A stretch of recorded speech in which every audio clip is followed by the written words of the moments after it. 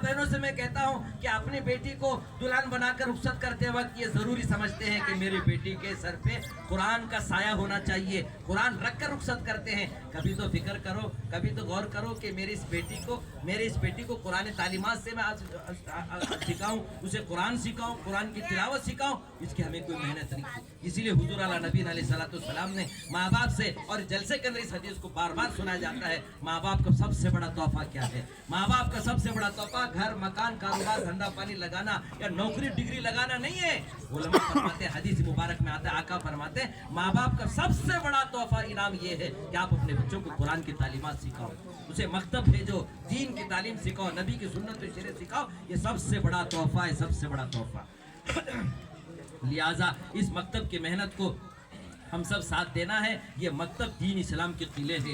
इसी मकतब से मेरे भाइयों, हमारी जितनी माँ बहनें बेटी हैं, दोस्त अहबाब बेटे हैं, इन्हीं बच्चों के अंदर पीरानी पीर शेख अब्दुल कादिर जिलानी है, इन्हीं में जुनैद बगदादी है, इन्हीं में ख्वाजा निजामुद्दीन औलिया है, इन्हीं में ख्वाजा मोइनुद्दीन चिश्ती अजमीर है, इन्हीं में शमशुद्दीन अल्तमश है, इन्हीं में हजरत ख्वाजा बंदे नवाज गेसू दराज है, इन्हीं में हजरत हसन बसरी रहमतुल्लाह अलैह मौजूद है। मेरे भाई, अगर इनको हमें दीनी तालीम के साथ आरास्ता करेंगे, हम मना नहीं करते कि आप जो डॉक्टर इंजीनियर प्रोफेसर न बनाओ, दुनिया की तालीम जरूर सिखाओ, मगर पहले उसे दीन की तालीम सिखाओ, दीन की तालीम सिखाओ। इसलिए आज ही जहां भी जाता है अपने अकाबरीन की बात में सुनाता हूँ, इस वक्त का सबसे बड़ा जिहाद, इस वक्त की सबसे बड़ी तबलीग, इस वक्त की सबसे बेहतरीन इबादत अगर कोई है तो मकतब कायम करना है। एक बात अपने जिम्मेदारों से कहता हूँ, मस्जिद बन गई, मस्जिद गिरा दी गई, याद रखो जितना कम मुसलमानों को होता है, उलमा ने लिखा है कि एक मस्जिद की गिरने पर जितना गम एक मुसलमान को होता है, उससे ज्यादा गम इस बात पे करना चाहिए कि मेरे प्यारे भाइयों, मकतब शुरू हुआ और मकतब बंद हो गया, मकतब शुरू होगा, मकतब बंद हो गया।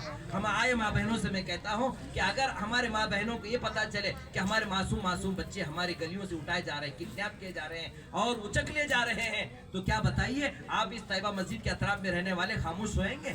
पूरी रात जागेंगे? पूरे मुधोल शहर के अंदर यह हंगामा मचता है। एक जमात, कुछ लोग ऐसे लफंगे आए हैं जो हमारे मासूम बच्चों को किडनैप करके लेकर जा रहे हैं। पूरी रात जागते हैं और अंजुमन वाले बेदार हो जाते हैं, मस्जिद के जिम्मेदार बेदार हो जाते हैं, नौजवान बेदार हो जाते हैं। तो मेरे प्यारे भाइयों, इस वक्त अल्लाह वाले मौलाना अबुल हसन नदवी रहमतुल्लाह अलैह फरमाते हैं कि आज हमारे दीनदार माँ बहनों की गोद से हमारे घर जो माशाल्लाह दीनदार हैं, हाजी हैं, नमाजी हैं, दाई हैं, चिल्ले 4 महीने माशाल्लाह लगाए हुए, उन घरों से हमारे बच्चे आज यहूदी उचक ले रहे हैं, अंग्रेज उचक ले रहे हैं। हमारे बच्चों को यहूदी बनाया जा रहा है, शिर्क सिखाया जा रहा है और उन्हें बुत परस्ती सिखाया जा रहा है, उन्हें अल्लाह और रसूल की नाफरमानी और अल्लाह और रसूल से बगावत सिखाया जा रहा है। हम इत्मीनान के साथ आज खाते पीते, घर अच्छा हो, कपड़े अच्छे हो, सवारी अच्छे हो, माल मता अच्छे हो, आराम की जिंदगी गुजारने में लगे हुए हमारे बच्चों की, हमारे नस्ल के अंदर दीन ईमान को खत्म करने की साजिशें की जा रही है।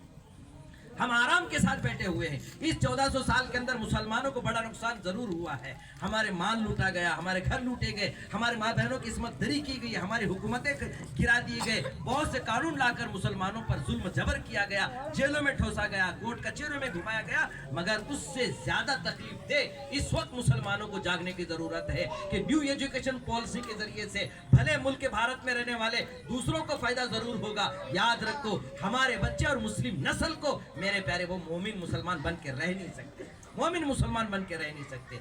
इसीलिए हजरत मौलाना अबुल हसन नदवी रहमतुल्लाह अलैह फरमाते थे कि जिम्मेदारों का एहसास दिलाने के लिए फरमाते थे, मुल्क भारत के मुसलमान अगर अपने जाती घर को बेचकर किराए के मकान में रहकर अगर वो मकतब चलाना चाहे तो चलाए, उसके लिए एक बेहतरीन मौका है, बेहतरीन मौका है। किराए के मकान में रहकर अपने बच्चों को मेरे भाई मकतब की तालीम दो। आप अपने बच्चों को बीमार होने पर, खुशी और ईद के मौका पर अच्छे कपड़े सिलाते हैं, बीमारी पर हजारों लाखों रुपए खर्च करके बच्चों की सेहत याबी की फिक्र करते हैं। उलमा फरमाते उससे ज्यादा फिक्र करने की जरूरत है कि आपके बच्चों को मकतब की तालीम सिखाएं। हजरत हमारे वकील साहब हाजी साहब दामद बरकत ने कहा कि मकतब के जिम्मेदार, मस्जिद के जिम्मेदार वो मुलाकातें करे, जा जाकर मुलाकातें करे। मगर मैं कहता हूँ, हम ग्राम पंचायती और पट्टन पंचायत इलेक्शन के अंदर एक मेंबर को हम देखते हैं, एक वोट लेने के लिए एक घर पे 10 मरतबा जाकर हाथ जोड़कर मिन्नत से माजत करता है, काजी साहब, मुल्ला साहब, अम्मी साहब, आप मुझे वोट डालिए, मैं कामयाब हो जाऊंगा। एक वोट के लिए जो एक मेंबर घर घर 10 मरतबा चक्कर लगाता है, आज मस्जिद के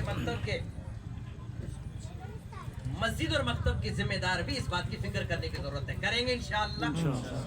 بہرحال اللہ سے دعا ہے کہ اللہ تعالیٰ اس موقع پر اس طالب علم کو, اس گنہگار کو ختم قرآن کے موقع پر حاضر ہو کر کچھ پیغام دینے کا اللہ نے موقع دیا. میں حضرت مولانا الہی بخش صاحب اور ان کے ساتھی اور ان کی کمیٹی والوں کا شکر گزار و ممنون ہوں. آؤ ہم سب نیت کریں, ارادہ کریں انشاءاللہ. قرآن کا مہینہ آ رہا ہے, ہمارے یہاں مکتب بھی ہے, مدرسے بھی ہیں, علماء بھی ہیں, حفاظ بھی ہیں. انشاءاللہ ایک مرتبہ ہم سب آگے نہ دیکھیں, تھوڑا پیچھے بھی دیکھیں. چٹھی آئی ہے, مجھے وقت ضرور ہوا ہے, ہم کو کھانا بھی کھانا ہے, مگر میرا ٹکڑا میں آپ کو سنا رہا ہوں. آؤ, کیا قرآن سے کتنی دوری ہے ہماری؟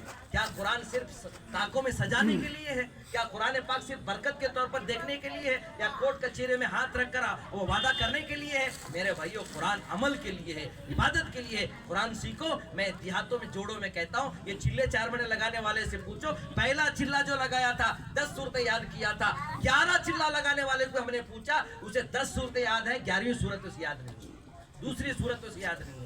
لہٰذا ہم سب میرے بھائیوں بزرگوں نیت کرو کہ ہم سب قرآن پاک پڑھیں. ہمارے ماں بہنیں سے میں درخواست کرتا ہوں کہ آپ قرآن پاک پڑھیں. جیسے بچوں کے لیے مکتب کا اہتمام کیا ہے, اس محلے کے اندر تعلیم بالغان کی فکر کیجیے. ہمارے ماں بہنوں کو قرآن پاک سیکھنے سکھانے کی محنت کیجیے. اس کے لیے اگر پیٹ کاٹ کر اپنے کمائی میں سے جتنے بھی پیسے آپ خرچ کریں گے, یاد رکھو آپ اللہ کے بینک میں جمع کر رہے ہیں, ساتھ دیں گے انشاءاللہ. آپ اپنے محلے کے اندر جس جگہ بھی مسجد ہماری ہے وہاں مکتب قائم کریں. دیہاتوں کے اندر جائیں, مکتب قائم کریں. مدوڑ شہر میں تو ماشاءاللہ وکیل حضرات ہیں, ڈاکٹر حضرات ہیں, علماء ہیں, ذمہ دار ہیں, انجمن والے ہیں. ارے کچھ دیہاتوں میں تو جا کر دیکھو کیسے کیسے حالات سے زندگی گزار رہے. تھوڑا وقت نکالو, کم سے کم یہ طیبہ مسجد والے انشاءاللہ نیت کرو کہ ہم رمضان میں 3 دن جا کر ان بستیوں میں جہاں مکتب نہیں ہے وہاں مکتب قائم کریں گے انشاءاللہ. اللہ تعالیٰ جو کچھ کہا گیا سنا گیا مجھے اور